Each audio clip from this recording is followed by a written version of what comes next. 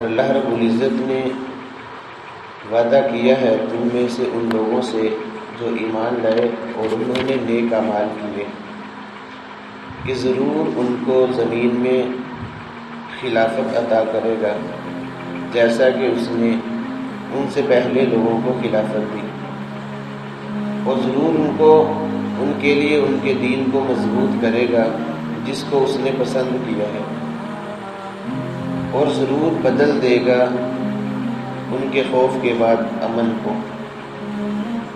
وہ لوگ میری ہی عبادت کریں گے اور میرے ساتھ کسی کو شریک نہیں ٹھہرائیں گے، اور جس نے اس کے بعد کفر کیا بس یہی لوگ فاسق ہیں۔ اور نماز قائم کرو اور زکوٰۃ ادا کرو اور رسول کی اطاعت کرو تاکہ تم پر رحم کیا جائے۔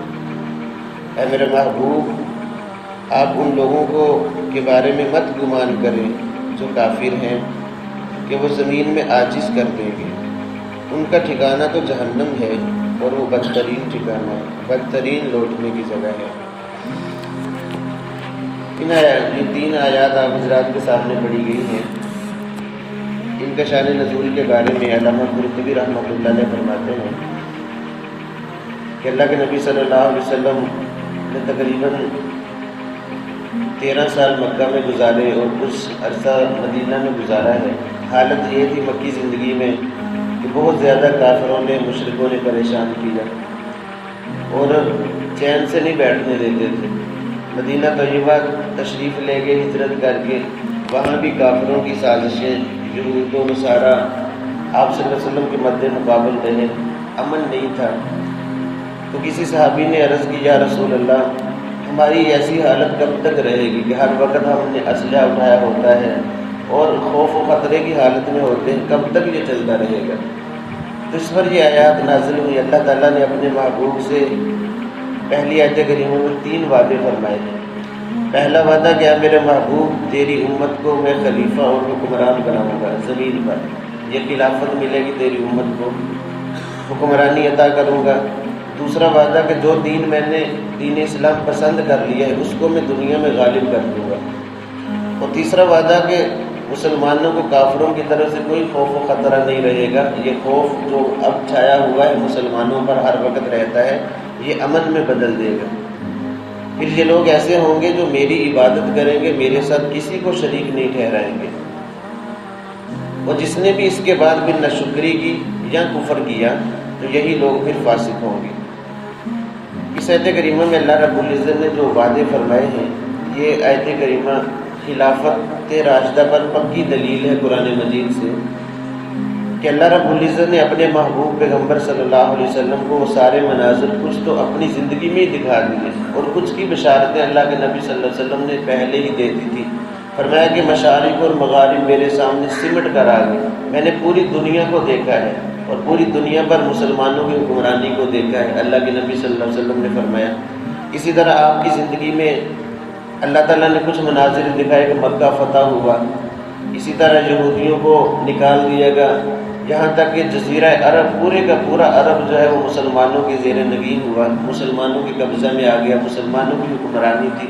پھر عرب سے باہر بھی اسلام پھیلنے لگا، بڑے بڑے بادشاہوں کی طرف خطوط روانہ کیے، انہوں نے بہت سرایا، بہت عظمت دی اللہ کے نبی صلی اللہ علیہ وسلم کو۔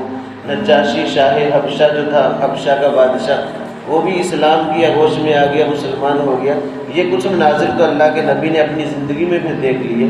پھر حضرت ابوبکر صدیق رضی اللہ تعالیٰ کا زمانہ خلافت آیا، اسلام کو اور زیادہ عروج ملا اور فتنوں کا مقابلہ کیا، فتنوں کا خاتمہ کیا۔ ابوبکر صدیق رضی اللہ تعالیٰ عنہ نے اسلام کی سرحدیں بڑھتی جا رہی تھی۔ پھر جب حضرت عمر رضی اللہ تعالیٰ عنہ کا زمانہ خلافت آیا، پھر تو کفر پر ایسی کاری چوٹ پڑی کہ کفر پھر سر اٹھانے کے قابل نہ رہا۔ جو سپر پاوریں تھی اس وقت کی، کیسروں کی طرح روم اور فارس، یہ بھی ان کے یہ ٹوٹی، سپر پاوریں ٹوٹی اور سارے خزانے مسجد نبوی میں مدینہ طیبہ میں آئے، اور ایسا روب اور دبدبہ حضرت عمر رضی اللہ تعالیٰ عنہ کا طاری ہوا کہ کافر ان کے نام سے لرز جاتے تھے، ان کے ایوانوں میں ہلبلی مچ جاتی تھی حضرت عمر رضی اللہ تعالیٰ عنہ کے زمانے میں، اور ایسا امن اور ایمان، بالکل خوف و خطرہ نہیں تھا۔ ہیرا سے ایک نوجوان خوبصورت عورت زیورات سے آراستہ ہو کر اگر چلتی راستے میں، تو کوئی اس کو خطرہ، کسی قسم کا کوئی خطرہ نہ ہوتا، بلکہ کوئی نظر اٹھا کر بھی اس کی طرف نہیں دیکھتا تھا۔ ایسا امن تھا حضرت عمر رضی اللہ تعالیٰ کے زمانہ خلافت میں۔ تو اللہ رب العزت نے پھر دکھایا جو وعدے اپنے محبوب سے کیے تھے وہ پورے کیے۔ پھر عثمان غنی رضی اللہ تعالیٰ کا زمانہ خلافت آیا، اسلامی سرحدیں اور زیادہ بڑھتی گئی۔ اب دیکھیں حضرت عمر رضی اللہ تعالیٰ کا زمانہ خلافت تقریباً 10 سال تھا، تو 22 لاکھ مربع میل پر اسلام کا پرچم لہرایا ہے، اور اللہ رب العزت نے فتوحات سے نوازا ہے۔ اسی طرح حضرت عمر رضی اللہ تعالیٰ کے زمانہ خلافت میں جب انہوں نے حضرت خالد بن ولید رضی اللہ عنہ کو معزول کیا، حضرت خالد بن ولید بڑے جرنیل تھے، بڑے صحابی، بڑی زیادہ فتوحات ان کے ہاتھ پر ہوئی، بلکہ لوگوں میں تو ایک تکیہ کلام بن گیا تھا کہ فلاں علاقے کو بھی خالد بن ولید نے فتح کیا، فلاں کو بھی خالد بن ولید نے فتح کیا۔ تو حضرت عمر رضی اللہ تعالیٰ عنہ نے ان کو معزول کر دیا، اور حضرت ابو عبیدہ بن جراح رضی اللہ تعالیٰ عنہ کو ان کی جگہ امیر لشکر بنایا۔ تو بعض صحابہ نے گزارش کی کہ حضرت یہ جو فیصلہ آپ کا ہمیں مناسب نہیں لگتا، خالد بن ولید بہت بڑا جرنیل ہے، اس کو آپ نے معزول کر دیا، کہیں ایسا نہ ہو کہ وہ کافروں کے ساتھ مل جائے۔ تو فرمایا کہ مجھے تمہاری باتوں نے مجبور کیا اس کو معزول کرنے میں، تم نے ہر بات میں یہ خالد بن ولید نے کیا، خالد بن ولید نے یہ فتح کیا علاقہ۔ یاد رکھیں خالد بن ولید نہیں بلکہ اللہ رب العزت فتوحات کے دروازے کھولتے ہیں، اللہ رب العزت کے حکم اور ارادے سے ہوتا ہے۔ میں نے اس لیے معزول کیا کہ آپ کے ذہن سے یہ بات نکل جائے کہ خالد بن ولید کرنے والے ہیں، نہیں بلکہ اللہ رب العزت فتوحات کے دروازے کھولنے والے۔ اب میں نے معزول کیا، دیکھنا اللہ تعالیٰ کی طرف سے فتوحات کے دروازے پھر بھی کھلتے چلے جائیں گے۔ اور باقی آپ کا یہ کہنا کہ یہ بڑا جرنیل ہے کہیں کافروں کے ساتھ نہ مل جائے، فرمایا کہ خالد اتنا کچا آدمی نہیں ہے، میں اس کی نفسیات کو سمجھتا ہوں، اور وہ کبھی بھی اللہ کے ساتھ کسی کو شریک نہیں ٹھہرائے گا، کیونکہ اللہ نے وعدہ کیا ہے یعبدوننی لا یشرکون بی شیئا، کہ یہ لوگ میری ہی عبادت کریں گے، میرے ساتھ کسی کو شریک نہیں ٹھہرائیں گے، اور بالکل ایسا نہیں ہوگا۔ اور واقعتاً خالد بن ولید رضی اللہ عنہ کو اتنے بڑے عہدے سے معزول کر دیا گیا، ذرہ برابر بھی ان کو کوئی پریشانی لاحق نہیں ہوئی، کیونکہ یہ لوگ صرف محض اللہ کی رضا کی خاطر عہدے پر تھے، اپنی چودراہٹ کے لیے یا نام و نمود کے لیے نہیں تھے، اللہ کی رضا کی خاطر۔ تو خاموشی کے ساتھ معزول ہو گئے، اور پھر لشکر کے ساتھ عام سپاہی بن کے کافروں کے ساتھ لڑتے رہے۔ تو یہ اللہ رب العزت نے فتوحات کے دروازے کھولے۔ عثمان غنی رضی اللہ تعالیٰ کا زمانہ خلافت آیا، اس میں بھی اور زیادہ اسلام کو ترقی ملی، اور اللہ نے اسلام کو دنیا میں غالب کر دیا۔ پھر جب حضرت عثمان غنی رضی اللہ تعالیٰ عنہ کی شہادت کا وقت آیا، لوگوں نے خاص طور پر عبداللہ بن سبا جو یہودی تھا اس کی سازش چلی، اور ان کو شہید کرنے کا جب وقت آیا تو حضرت عبداللہ بن سلام رضی اللہ تعالیٰ نے خطبہ ارشاد فرمایا۔ یہ وہ صحابی ہیں جو یہودیت کو چھوڑ کر اسلام کی آغوش میں آئے ہیں، اور بہت بڑے یہودی عالم تھے عبداللہ بن سلام رضی اللہ تعالیٰ عنہ۔ ان کو آسمانی کتابوں کا علم تھا ان کے پاس، اور اس میں ساری نشانیاں موجود تھیں، اور فرمانے لگے لوگوں کو خطبہ ارشاد فرمایا کہ اے لوگوں، اللہ جب سے اللہ کے نبی صلی اللہ علیہ وسلم مدینہ طیبہ میں تشریف لائے ہیں، اللہ کے فرشتوں کے حصار میں ہے یہ مدینہ، اس وقت سے مسلسل حفاظت کر رہے ہیں، اور اللہ کی تلوار وہ بھی میان میں ہے۔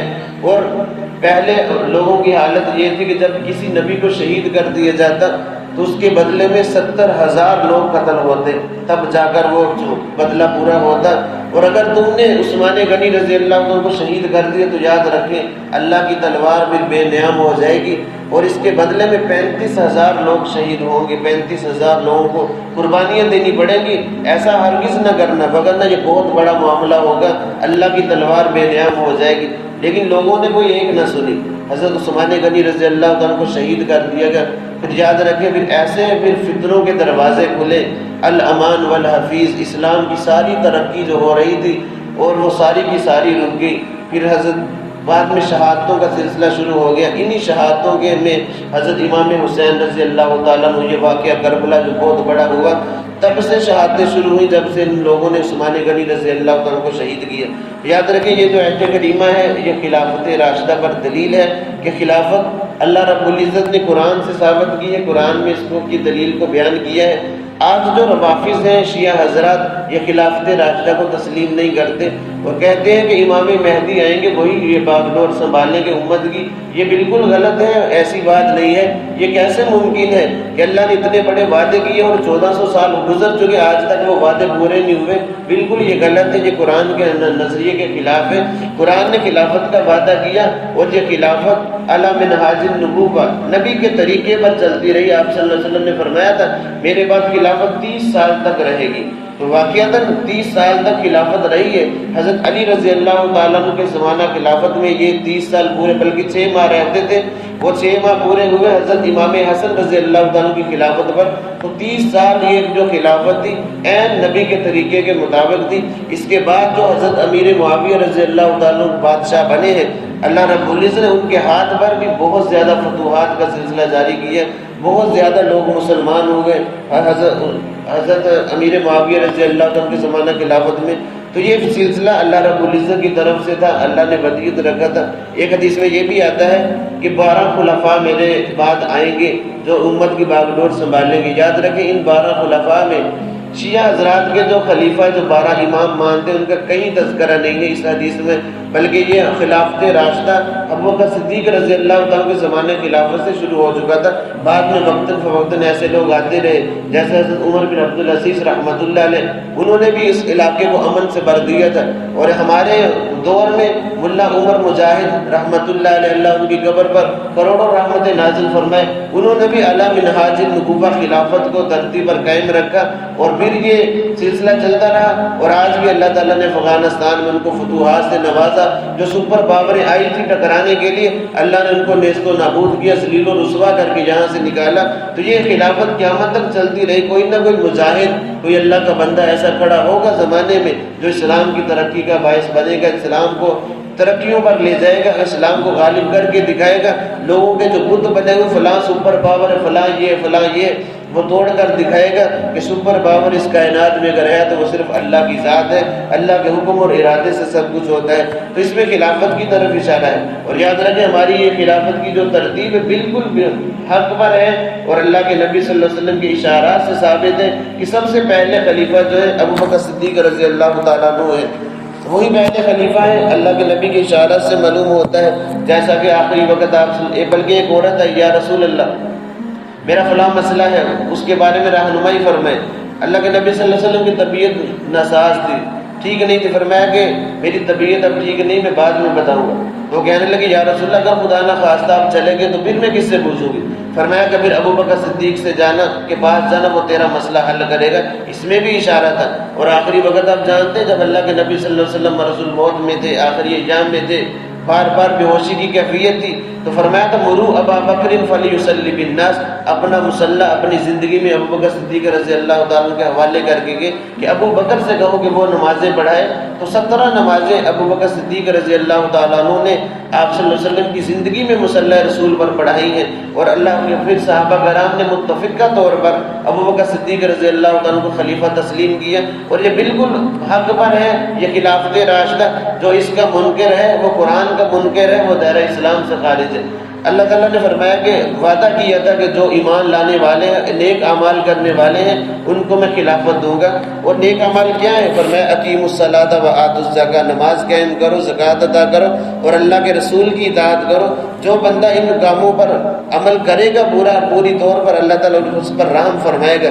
پھر آخر میں اللہ نے اپنے حبیب کو تسلی دیا، میرے محبوب اب مت گمان کرے کافروں کے بارے میں کہ وہ عاجز کر دے گے مسلمانوں کو، ایسا نہیں ہوگا، بلکہ اسلام کو میں نے پسند کر لیا، اسلام کو میں غالب کر کے رہوں گا۔ اللہ کے نبی نے کو تسلی دی، اللہ تعالیٰ نے فرمایا کہ یہ کافر جو سازشیں کرتے ہیں ساری میں ناکام بناؤں گا، اور اللہ نے ایسا کر کے دکھایا۔ پھر فرمایا کہ ان کا انجام جہنم ہے، اور وہ بدترین ٹھکانہ ہے، بدترین لوٹنے کی جگہ کافروں کے لیے۔ تو اپنے محبوب کو تسلی بھی دے دی، اور کچھ مناظر اللہ نے اپنے محبوب کو اپنی زندگی میں بھی دکھا دیے۔ اللہ رب العزت سے دعا ہے کہ اللہ تعالیٰ ہمیں بھی صحیح معنوں میں دین پر عمل کرنے کی توفیق عطا فرمائے۔